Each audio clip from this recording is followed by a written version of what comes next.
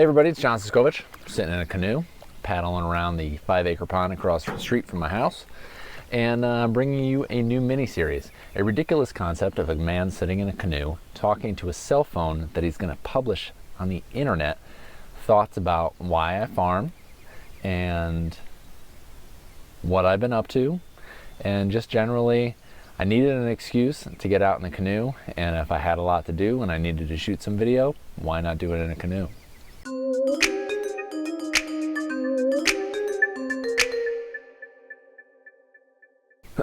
So it's been really busy on farm. So busy that I missed my Wednesday publishing date. But full transparency, and that's what the canoe is about, full transparency. I've been working on some really fun videos, and I've been kind of rethinking or overthinking my YouTube publishing strategy, where I have been publishing short, 2-minute, how-to, really directed YouTube videos, low editing, on a 3-day-a-week basis, and I'm still going to do that, but I wanted to expand a little bit and do some more highly edited videos, shoot some more video, and kind of spend a little bit more time with each segment. And to do that, I can't publish as frequently, so I will do some videos where I'm doing my 2-minute how-tos, but I'm spending a little bit of time, like, the pigs are in the hop yard and I've been rotating them and it's been going really well, and I want to illustrate that fence rotation, how I do my fence rotation, and do a segment on the fencing that I'm using, which has been super successful for raising pigs. But all of that requires me to shoot some more footage, and with all the things that have been happening on farm, you know, as I triage things, farm comes first, well, family comes first, then the farm, and then farm marketing solutions. So farm marketing solutions, while I'm still very busy on farm, I take a break now and then just to kind of regroup, get my stuff together. So let's talk about what's been happening on farm that has kept me from publishing. All the while, you know, I'm sure I'm going to get some comments about the motion sickness of the canoe. Maybe I'll stop for this part. So things that have been happening on farm, been really crazy.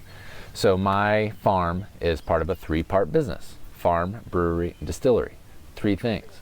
Farm has been open to the public for a while, but it's been difficult to get traffic there, right? You know, we're off a back road that's off a back road that's off a back road, and small scale ag in general, a little tougher sell than craft beer. Craft beer has been doing really well. So now with the farm opening to the brewery, we get a lot more traffic in on Saturdays. We've been giving farm tours every weekend at 9:30 and 1:30. We have those on our website, campsroadfarm.com/events. And so I've been giving farm tours, working on the farm store, dealing with these new things, just kind of new systems in place, new changes on farm. All the while, the hops are growing, the pigs are growing, we're getting batches of chickens in, processing chickens, there's mowing that needs to get done, and there's a lot of work that has to be done on farm. You know, it's that time of year where everything's growing, and it's time to get some stuff done, knock some stuff off the to-do list. In the midst of all that, as you saw in one of my recent videos, my tractor's dying. It's burning oil at an alarming rate, alarming enough where, you know, I can feel that there's less horsepower. I can't, you know, it's not as strong, and it's not one of those things that occasionally you can get something to faith heal, where, you know, you just believe in it long enough and it will heal itself. This is not one of those times. And I have a good friend who's living nearby, who's also a mechanic and has worked on farms for, I think, at least 2 decades. Maybe, I don't know, something, but a long time. And as a mechanic especially, he's a really talented guy. And he's definitely, you know, told me that this is one of those things that's not going to faith heal themselves. So like I mentioned in the past video, I've been shopping around a tractor. Well, I'm shopping around the tractor, that's time spent inside, where I'm learning, you know, I've defined what the tasks I want to do on farm, but I'm learning the different names of the transmissions, the different type of engines, different reputations for companies, and the different options that I have, where there's buy a new tractor, which I'm not completely sold on. There's rebuild my old tractor, which I'm going to rebuild the engine and get a new engine. I might as well do the clutch and get tires and a new grill, all these things that the tractor needed anyways. Or there's the option of buying a used tractor, which I have a used tractor, and 2 months ago it wasn't burning oil. So if I buy a used tractor, if I don't know exactly what I'm looking for, if I have some level of interest and acceptance of possibly getting a lemon, I could buy a used tractor from somebody and it could die 2 months later. And I bought it cash, you buy it as is, and then I'm stuck with the same situation 2 months from now, having made a more affordable decision in the short term and a less affordable decision in the long term. But that's a worst case scenario. Maybe everything works out. Maybe I find the golden tractor for my area and all my problems are solved. Nobody knows yet. We'll wait and see. So the tractor shopping continues, and while I'm learning more about tractors, it's good and it's useful information for me to have, but that's time I haven't been spent weeding my hop yard, making videos to have that conversation with you guys, or in general taking care of the farm, doing other things. So that's one thing, the tractors. One of the other big things that's gone on recently, and we have videos planned for this in the future, is that for the first time in forever, Connecticut is opening a USDA inspected poultry processing facility. Now, a lot of people around the US and maybe, internationally, because we get traffic from all over, wouldn't have this problem. But in my area, this is an issue where I can raise chickens and kill them and sell them to people, but the regulations around that are really stifling. And I'm the kind of guy who does everything by the book. I'm going to follow all the rules because I want to go to sleep at night knowing that nobody can hold anything over my head. And, I'm doing the right thing. Those rules were set up for a reason. And if should I get into hot water, I want to have no doubts that I've done the right thing. So in doing the right thing, I can either process the birds on farm, which is a task, and pre-sell the live bird, and I'm processing it as kind of a convenience to you, or I can bring them to a USDA inspected facility, which would allow me to sell them at farmers markets, to stores, supermarkets, institutions of any kind. So I drive really far away to get that done. Well, somebody has invested locally in hiring a farmer and setting up a USDA poultry processing facility. Now, they're just getting going. They're getting their feet under them as they get started. They need help processing. Imagine trying to start a facility where nobody in your area was really specialized in it, and you were only doing it 1 day a week, every 2 weeks in the beginning as you kind of develop your own systems. Trying to hire labor for processing, even if you were processing 1 or 2 days a week as a poultry processor or a poultry farmer, unless you're processing every day, those farm hands have to be able to work effectively in your slaughterhouse and have to work effectively in the field. And that's something that's very difficult to find. So in order to help this other farm get going, which they're raising chickens to my chicken tractors, which is fun. They're raising chickens and then slaughtering them in their now USDA inspected facility. And I got the chance to help them out, get them started. They're doing something amazing, something very useful to my business. And even though it takes a lot out of me to go help out, earlier this week, I spent the entire day on Monday processing chickens and helping them get set up and being a part of that. And that was the first slaughter day, the first processing day in a USDA inspected facility in Connecticut, which to me is historic. Not the first ever, because we've had them in the past, but the first current functioning USDA facility. So I want to be a part of that.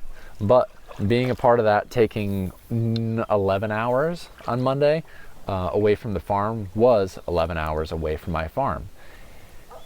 It's, in my mind, I justify it that I'm in the short term, helping out a friend, but in the long term, helping set up the infrastructure that's going to eventually help my business. Ag is in this awesome and crazy and terrifying and exciting place right now, small scale ag, where a lot of the old school techniques or just people growing on a small scale are growing, and there's more people of it, but there are more people doing it.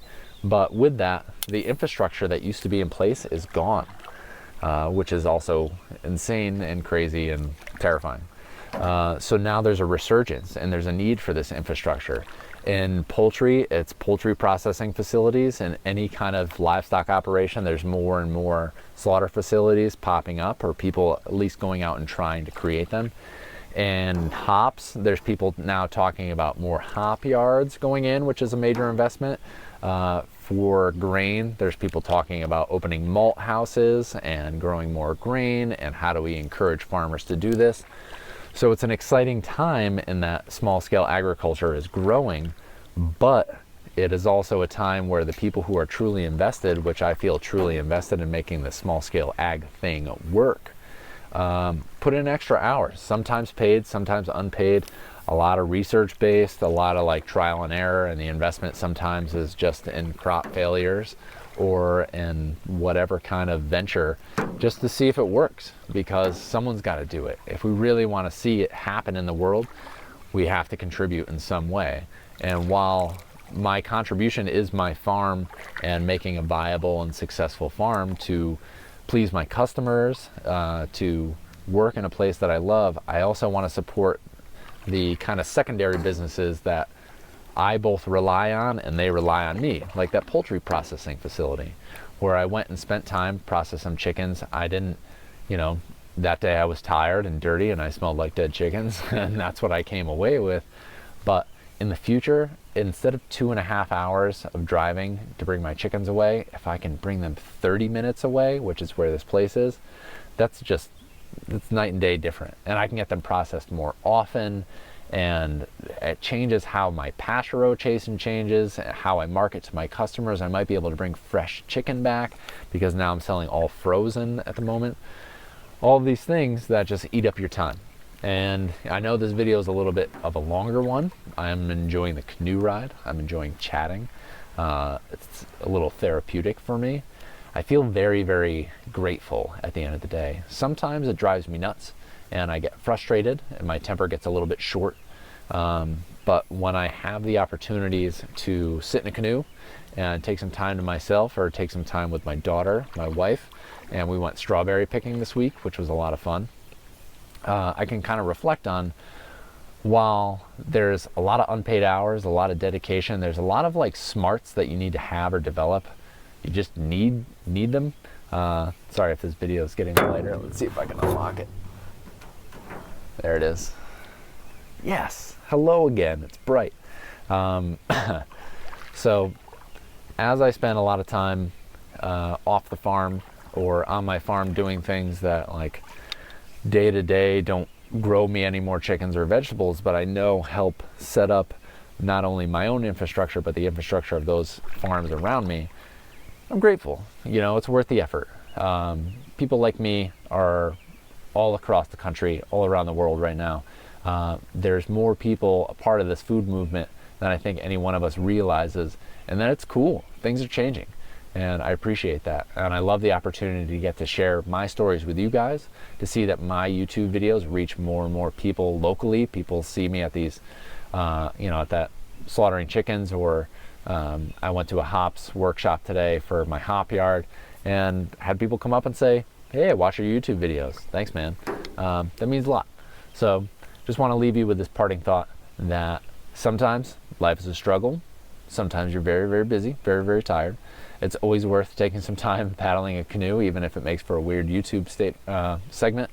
But taking some time to sit back and reflect that 10 years ago, 20 years ago, there were no farmers markets in most areas, or it was very hard to sell local organic produce, and now it's getting easier. It's still difficult, it's still a challenge, but there's more of a need for it. And the Cooking Channel, Food Network, Edible Magazine, all the 5-star chefs and high-rated chefs, and then down to YouTube people like Curtis and Justin Rhodes and Diego Footer with Permaculture Voices. It's all people interested in agriculture making a difference. And it comes down to the people who just buy a chicken now and then, or come to the farm to see what I'm doing and just are involved in some way, and there's a change happening, and it's exciting, and it makes the hard days a little bit easier.